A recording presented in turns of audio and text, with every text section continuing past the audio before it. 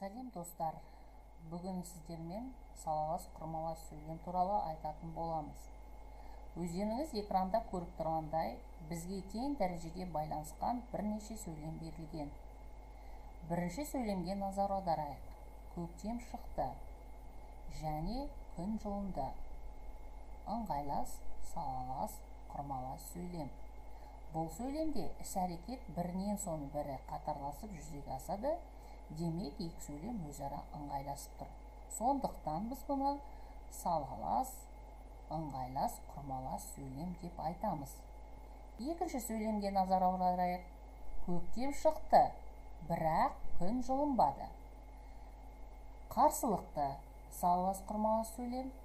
Екі іс-әрекет бір-біріне қарама-қарсы болғандықтан қарсылықты салалас, құрмалас сөйлем дейміз. Үшінші сөйлемге назар аударайық. Көктем шықты, сондықтан күн жылынды. Екінші сөйлемде себебін айтып тұрғандықтан себеп салдар салалас, құрмалас сөйлем дейміз. Төртінші сөйлем.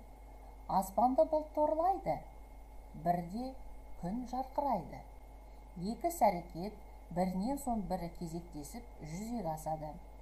Ендеше бұл сөйлемді кезектес салалас, құрмалас сөйлем дейміз. Бесінші сөйлемге назар аударайық. Көктемнің келгенін құстан білінеді, немесе жасыл тартқан жерден білінеді. Бұл жерде екі іс-әрекеттің біреуі ғана жүзеге асады. Немесе деген шылау арқылы жүзеге асып тұр. Бұл өздеріңіз көріп тұрғандай талғаулы салалас, құрмалас сөйлем деп айтамыз. Алтыншы сөйлемге назар аударайық. Күннің жылынғаны сонша ауладағы мұз еріді. Бұл бірінші сөйлемнің мағынасын екінші сөйлемде ашып тұр.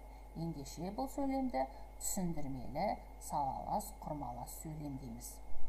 Енді тыныс белгісіне назар аударайық.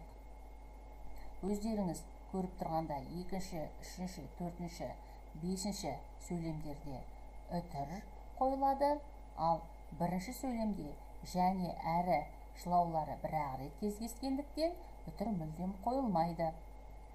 Ал алтыншы сөйлемде тек сызықша қойылады. Сау болыңыздар, сіздерге түсінікті болды деп ойлаймын.